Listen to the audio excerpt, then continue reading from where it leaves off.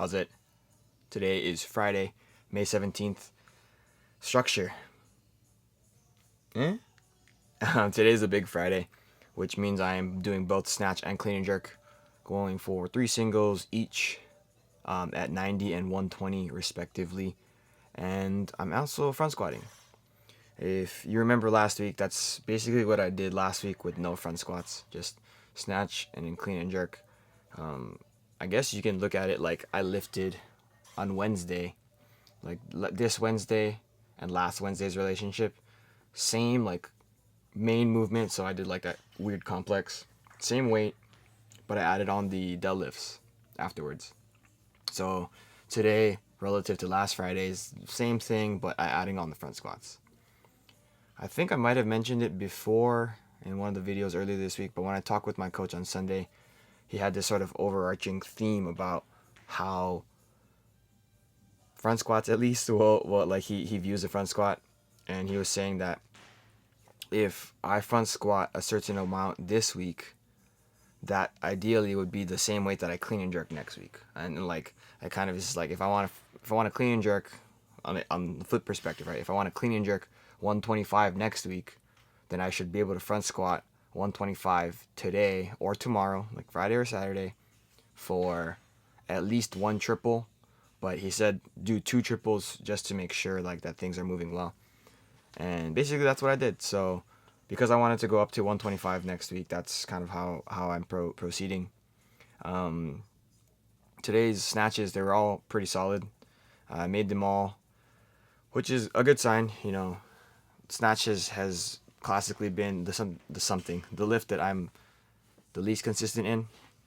And like when you think about it, I think it's the one that requires the most amount of technical execution anyway. So that makes sense, right? I did miss a jerk today because I got really, how do you say? I got really overzealous. I don't know, overconfident with things. Because I did that stupid thing that I always do, where I clean it and I'm like, all right, like this is a position I can jerk from, and then I just go, and it's just I need to really give myself an opportunity to reset and make sure that I'm doing things correctly. You know, I have to be a little bit more intentional moving forward, especially because this is the first week and I'm not supposed to be missing like right now. You know, it's it's disheartening to think that week 1 I'm missing stuff. Right? I feel like I might have picked a little bit too heavy weights. Who knows? Maybe that's the problem. I don't know. But I mean, I'll move forward with it, assuming that I'll be able to make all the lifts moving forward. This is my last warm up here at 85, and then 90 here. I'm really focusing on trying to start with my hips a little bit higher.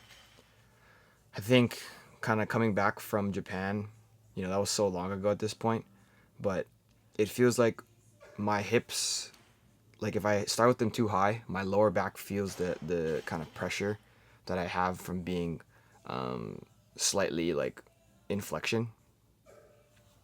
And like these are not really great examples of that, of me starting with my hips a little bit higher. But I mean the snatches are pretty solid. And I think this here, you see how high my hips are relative to how low they could have been. This like the on the clean I think is probably where I feel it more. So that's probably something that I'm thinking about a lot more too. You know, it is what it is. I do need to be a little bit better about my McGill Big 3. I do them as a warm-up every single day. I also do like my hip mobility stuff and my shoulder mobility stuff. But I should start doing them more at home. Like I know that I'm getting a little bit lazy, and I think that if things start to hurt, you know, soon, then me trying to overcome that, like, you know, to catch up to it, is a bad move. You know, I should be staying ahead of it and making sure that I am like have good quality movement, but also am flexible enough to have that good quality movement. Yeah, I think that other than that, like my shoulders are feeling pretty good. My legs feel pretty okay. Like my knee hasn't been hurting. really at all since I came back. You know, I had that issue when my parents visited me in March, where my knee was like screaming at me, and like right now I feel fine. That was my last warm up at 110. Typically, I don't even do that one. I go like usually I go 100 or 60, 100, 120. But because of the way that I loaded it, I was like, I'm gonna just load it and do 110 as my last warm up. Yeah, I think one thing I also didn't mention about my snatches was that I believe I did all of my snatches, all three of them, in under 5 minutes. It was kind of intentional doing that. Oh, this is the lift that I don't really regrip. Like I kind of do, but I don't. Right? Like I'm so stupid. It's so like I know better than that. I know better than to do that.